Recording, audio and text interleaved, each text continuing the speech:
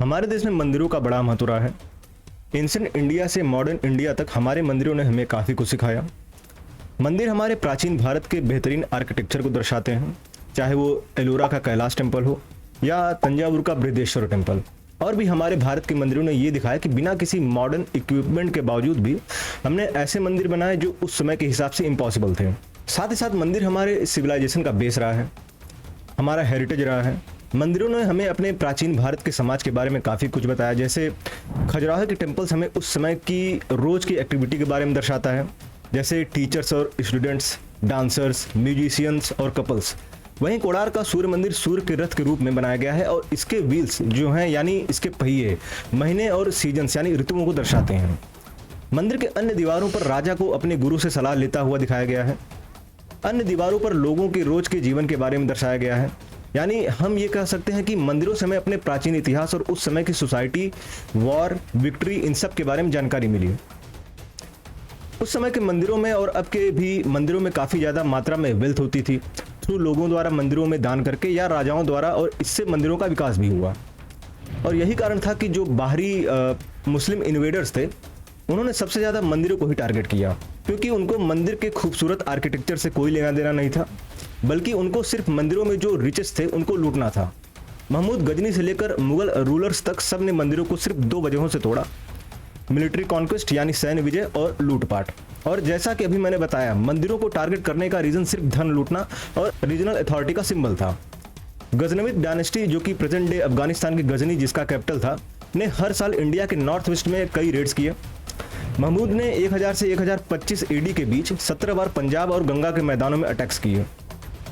Ghaznavid attacks का main objective था wealth, और इसलिए नॉर्थ और वेस्ट के मंदिरों को टारगेट किया गया।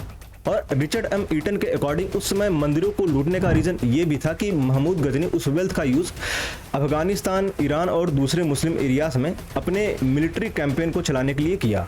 और वहीं 13वीं सेंचुरी की शुरुआत में दिल्ली सल्तनत के सुल्तानों ने जब मंदिर तोड़े तो उनका मकसद महमूद गजनी की तरह लूट करना नहीं था, बल्कि हारे हुए भारतीय राजाओं की ताकत और पहचान मिटाना था। 1025 एडी में महमूद ने सोमनाथ में 15वीं बार अटैक किया। हिस्टोरियन के अकॉर्डिंग लगभग 50,000 हिंदुओं को मार दिया गया। अल बिरूनी ने इस आक्रमण की पुष्टि की और लिखा है कि महमूद के अटैक्स का पर्पस लूटपाट करना और एक सच्चे मुसलमान की मूर्ति तोड़ने की फीलिंग्स को सेटिस्फाइड करना था। फिर 12वीं सेंचुरी के लास्ट तक गजनविद डायनेस्टी की जगह अफगानिस्तान के मिडिल घोर में रहने वाले घुरिद डायनेस्टी ने ले ली। और इस डायनेस्टी का कमांडर मोहम्मद गौरी ने 1192 में तराइन के युद्ध में पृथ्वीराज चौहान को हराकर नॉर्थ इंडिया में इस्लामिक रूल का रास्ता खुल गया।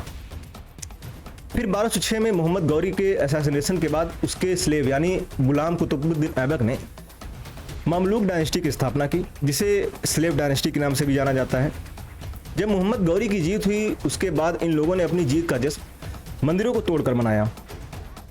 1193 और 1194 के बीच कुतुबुद्दीन ऐबक ने, जो सल्तनत का पहला शासक था, ने जीत के बाद दिल्ली में कुतुब मीनार और कुव्वतुल इस्लाम मस्जिद बनवाई। कुतुब मीनार कॉम्प्लेक्स के इंस्क्रिप्शन में लिखा है कि इस मस्जिद और मीनार को बनाने के लिए 27 जैन और हिंदू मंदिरों को तोड़ा गया और उनके पत्थर व स्तंभों का इस्तेमाल किया गया। कंटेम्प्रेरी हिस्टोरियन हसन निजामी इस जीत से खुश होकर लिखता है कि दिल्ली मूर्तियों से फ्री हो गई है और हिंदू मंदिरों की जगह अब मस्जिदों ने ले ली है। यहाँ तक कि सैयद अहमद खान ने लिखा है कि कुतुब मीनार की पहली मंजिल पृथ्वीराज चौहान के समय का एक हिंदू मॉन्यूमेंट था। उसी तरह 1199 में कुतुबुद्दीन ऐबक के अजमेर विजय के बाद उसने अजमेर में एक संस्कृत कॉलेज को, जिसे चौहान डायनेस्टी के शासक विग्रहदेव चतुर्थ, जिन्हें विशाल देव के नाम से भी जाना जाता है, ने बनवाया था। तो उसके पिलर्स और फाउंडेशन को तोड़कर कुतुबुद्दीन ऐबक के कमीशन में 2.5 दिन का झोपड़ा नाम की मस्जिद का निर्माण किया गया। फिर खिलजी के समय आर्मी ने डेक्कन में भी एक्सपेंड किया और खास तौर पर अलाउद्दीन खिलजी ने मंदिरों पर अटैक वेल्थ कलेक्ट करने और डर फैलाने दोनों के लिए किया। 1299 में उसने उलुग खान और नुसरत खान को गुजरात भेजा। उनकी सेना ने कई शहरों को लूटा, जिनमें सोमनाथ भी शामिल था, जहां उन्होंने प्रसिद्ध हिंदू मंदिरों को नष्ट किया। फिरोज शाह तुगलक ने भी एडमिनिस्ट्रेटिव रिफॉर्म्स के साथ साथ रिलीजियस ऑर्थोडॉक्सी दिखाई।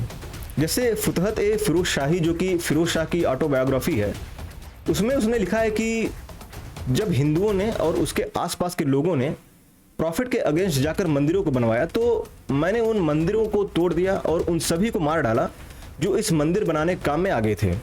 अब अगर कुछ स्पेसिफिक मंदिरों की बात करें, जैसे कश्मीर का मार्तंड सन टेम्पल, जो कि एंसेंट कश्मीर का आर्किटेक्चर और करकोट वंश के पावर को रिप्रेजेंट करता है और जिसे ललितादित्य मुक्तपीड़ ने 8th सेंचुरी में बनवाया था, जो मार्तंड यानी सूर्यदेव को डेडिकेटेड था। मंदिर काफ़ी टाइम तक कई हिंदू राजाओं के टाइम सेफ था, लेकिन 14th सेंचुरी में सुल्तान सिकंदर शाह मीरी ने इसे डिस्ट्रॉय कर दिया। सिकंदर शाह को बुत शिकन के नाम से भी जाना जाने लगा, जिसका मतलब होता है मूर्ति तोड़ने वाला।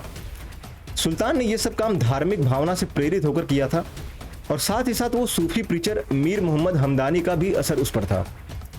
उसने पूरी तरह से पॉलिटिकल पावर को मजबूत करने और कश्मीर को पूरी तरह से इस्लाम में बदलने के पर्पज से किया था।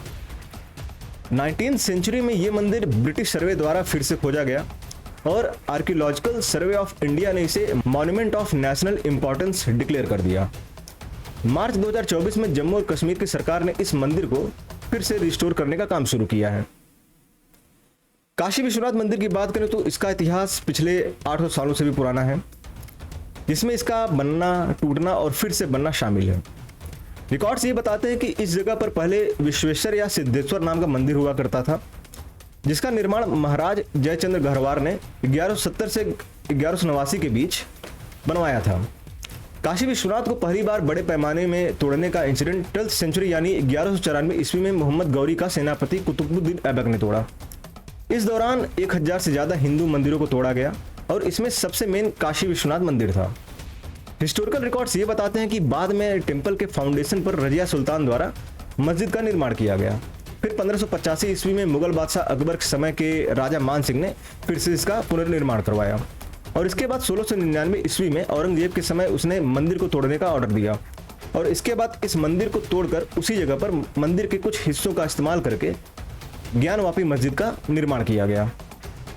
इसी तरह विजयनगर एम्पायर, जिसकी राजधानी हम्पी 14th से 16th सेंचुरीज तक वेल्थ और पॉलिटिकल पावर का शानदार उदाहरण था।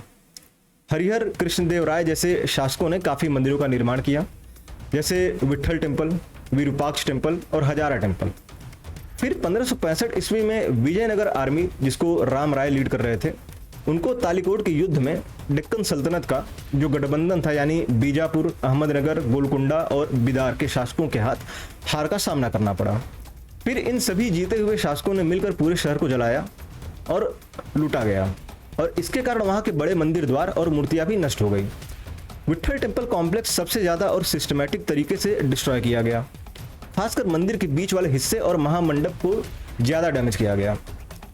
एनालिसिस से पता चलता है कि मंदिर तोड़ने वालों ने बार बार सिस्टमैटिकली आग का यूज़ किया ताकि ग्रेनाइट के खंभे और छत कमज़ोर होकर गिर जाएं और ये सब ठीक उस डायरेक्शन में किया गया जहां से भगवान की मूर्ति दिखाई देती थी, ताकि दर्शन की धार्मिक प्रक्रिया को तोड़ा जा सके। ये न केवल लोगों की रिलीजियस फेथ पर वार था, बल्कि उस समय के राजाओं के पॉलिटिकल बिलीफ को भी कमजोर करने का प्रयास था। तो ये थे कुछ मेरे द्वारा रिसर्च किए गए मंदिरों के डिस्ट्रक्शन के एग्जाम्पल्स, और ऐसे कितने मंदिर हैं जिनको पास्ट में तोड़ा गया है। टेम्पल्स रिलीजियस प्लेस होने के साथ साथ राज्य की ताकत और सत्ता के प्रतीक थे। इनका निर्माण शासकों की पॉलिटिकल पावर और सांस्कृतिक उत्कर्ष को दिखाता था और इनको तोड़कर किसी और सत्ता द्वारा अपनी अथॉरिटी दिखाने का एक जानबूझकर किया गया काम था।